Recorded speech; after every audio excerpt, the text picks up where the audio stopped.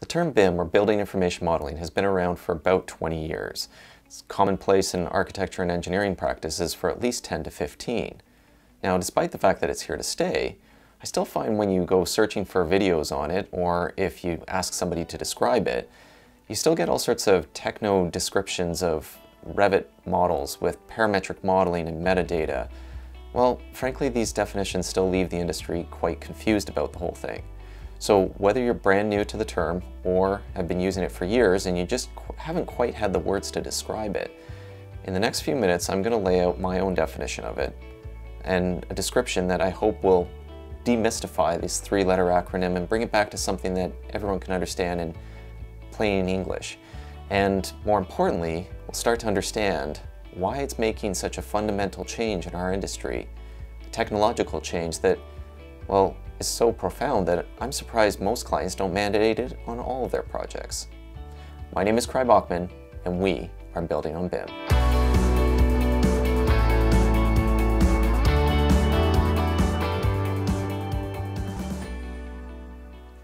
If we want to understand BIM and how it benefits all of our projects and why we should want to mandate it on our projects, well, first of all, we have to understand what it's trying to solve with our industry. That actually begins with its name. You see, yes, it has to do with buildings, but keep in mind that that can have to do with any sort of built asset. It could have to do with buildings, power plants, or bridges, for example. And yes, it has to do with modeling, but we've been doing 3D modeling for well over 40 years, so that's nothing really new to our industry. But you'll hear a lot of people say, yes, it's all about the I in BIM, the information. And, well, yes, that's true, because you see the lack of information or the lack of access to it, or the creation of too much information with technology today without any sort of optimization leads to inefficiencies. And yes, this could be said about a lot of different industries out there, but when you start to look at architecture and engineering and construction, well, we have a lot of the problems when it comes to how we use information on our projects. The information that's created as part of the design phase isn't necessarily always passed along fully to the build team. And the information about, for example, all the information that is created during the construction process that is in people's hands isn't necessarily passed on to the operations team as they maintain the project. So traditionally, the information has remained quite siloed. If you start to look at some of our traditional processes that we used, well, yes, the industry has been using CAD, computer-aided drafting, for years. This is just the digitization of hand drafting. It still results in 2D drawings. Once those drawings are taken to site, they're still laid out using physical measurements. When we want to collect information, it involves somebody going in after construction and collecting the information as part of commissioning. And there's still a lot of people that maintain their facilities using hard copy records. All this inefficiency has actually been identified by groups such as the UK government. They came out with their construction strategy in 2011, and they looked at these inefficiencies and they actually thought that they could reduce the capital cost and carbon on projects by 20%. You might say 20%, that's a lot of money. That's a lot of free money. Well, it's not necessarily free money in that sense. It's that, well, if you think about it, that $1 billion infrastructure project, they actually want it to come in at $1 billion, as opposed to $1.2 billion because it overran on its deadlines because of inefficiencies in the exchange and use of information. They want us to use technology to help projects come in on or below their planned cost. So it's all about reducing missing deadlines, reduce overspending. And we do that by improving the exchange and use of information, cut out wasted time and money. So this is about asking something new. It's how can we leverage technology to improve the design, construction, and operations of buildings? If we wanted to clean the slate and start fresh, what would that process look like? Well, we'd start with the design phase. And, well, let's get rid of that 2D drafting and start to go directly to 3D. We're building 3D environments, so let's build them digitally ahead of time. And this is something the manufacturing industry has been doing for years. But within architecture, we've traditionally relied on 2D drawings, which are possibly disconnected from each other. But by building 3D prototypes and by having all the disciplines involved, you can actually build basically a digital prototype of the project. You build it before you build it. And you start to realize that how things actually are supposed to fit together. Now you might say, well, this sounds quite a simple concept. Isn't this what we do on all projects? Well, not if you're drawing everything in 2D. You see, when you do it in 3D, you actually see whether or not, for example, that fan unit is going to be able to fit in the space that you have above the ceiling. If it doesn't, you try to resolve it as part of the design. From these 3D models, we still produce 2D drawings, but the drawings are produced off of a 3D model. Therefore, they're better coordinated. So, for example, if you move a door in a floor plan, it moves in the elevations and sections as well. Now, a lot of people look at the technology and they say, well, to invest in BIM, you have to purchase more expensive software. But if we're still producing the same 2D drawings, why are we buying more expensive software? And that's because they're only looking at the short-sighted answer. You don't want to be looking at just 2D drawings anymore. You want to be saying, well, yes, the drawings are one product, but can we do more? And one of the terms that I like to say, or phrases, is how do we leverage the model to do more? How do we leverage the model to do more with our design process? What else could we do with it?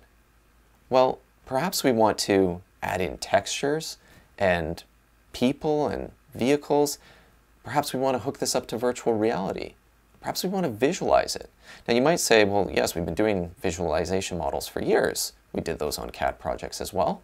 But traditionally they were built off of flat drawings into 3D models, whereas these are actually leveraging the design models themselves. So you get a much more realistic interpretation in the visualizations.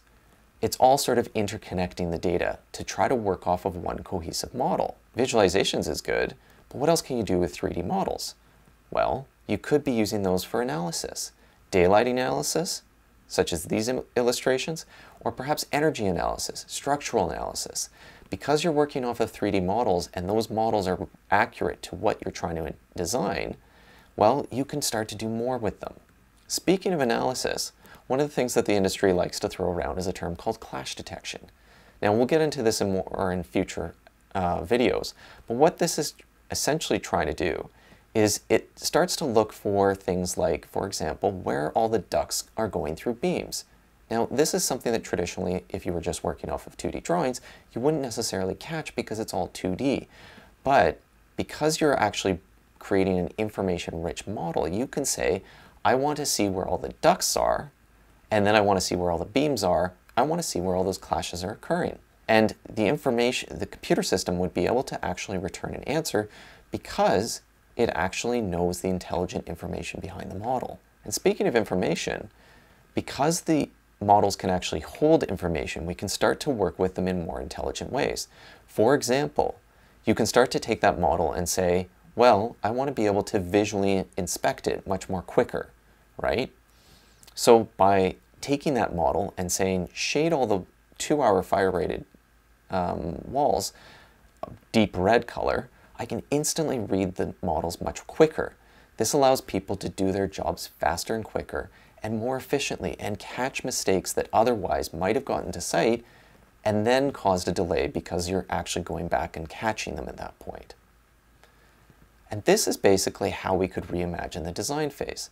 Now, creating these information-rich models that you can start to leverage for more, well, it doesn't have to necessarily stop with the design phase. If we start to say, how can we take that information and now pass it on to other people that would benefit from it? And so we pass it down and we break down those silos by passing it on to the construction team.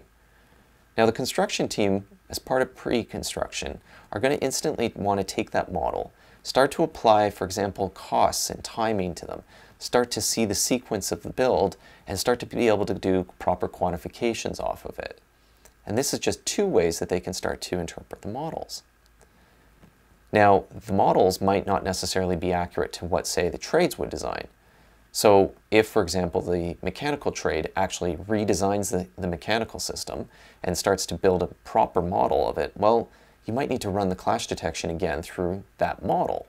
So what you can do is you can take that model and you can replace the original design model with that more detailed one.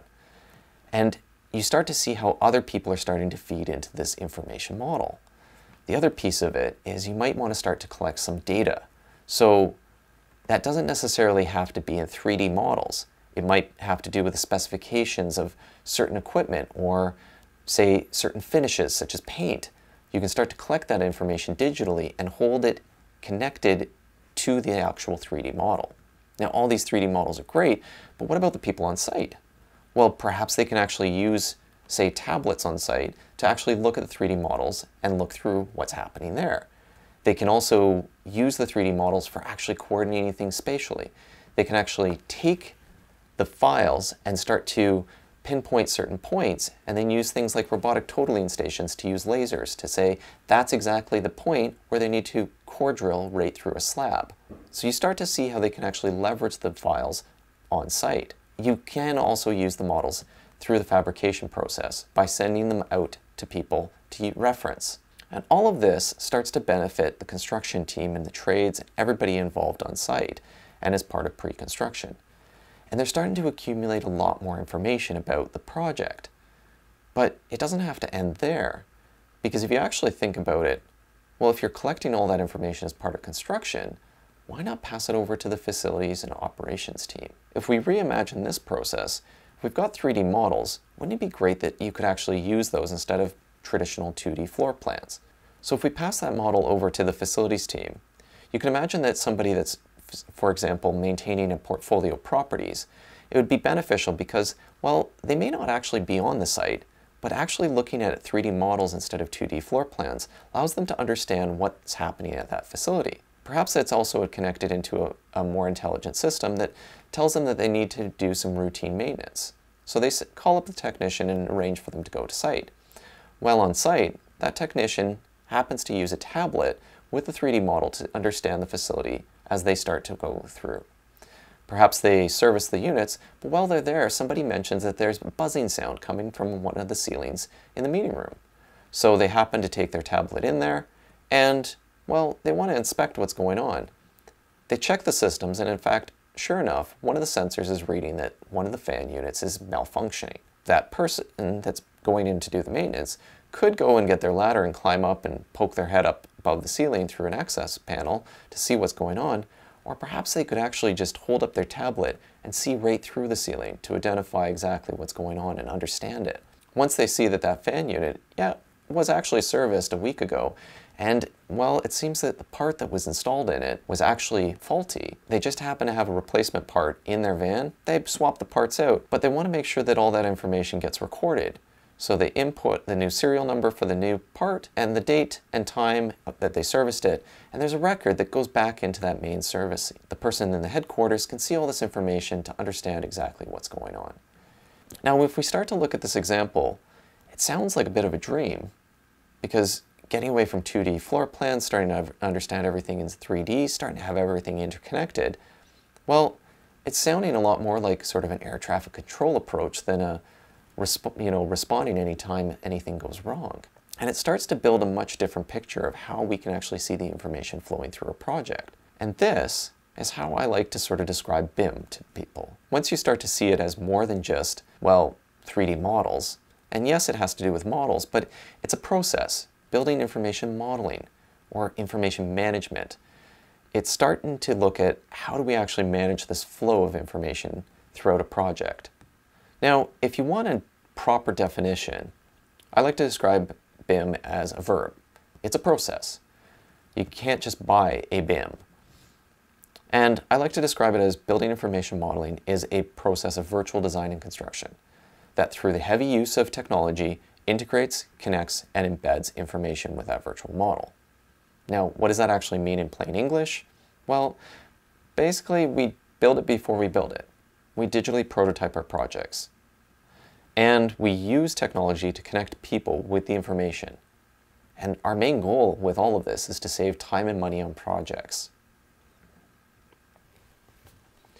I hope as a client, builder, or designer in the AC world that this has made BIM a little bit clearer for you, and that you've started to realize the potential impact it has in our industry.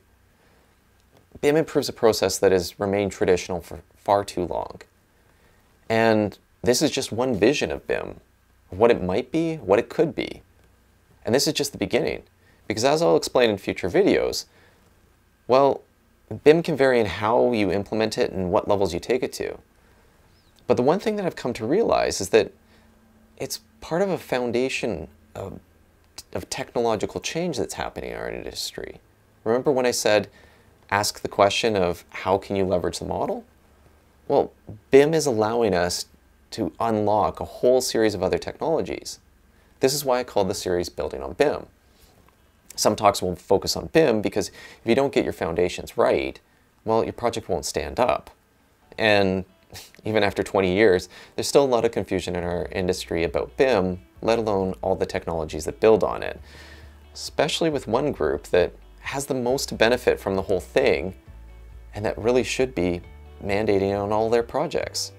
See, although BIM has evolved from architects using new modeling software that allowed some information-rich models to be passed on to the construction teams, it's really the clients that should be creating a unified approach on the onset of a project and, well, really should be mandating on all their projects.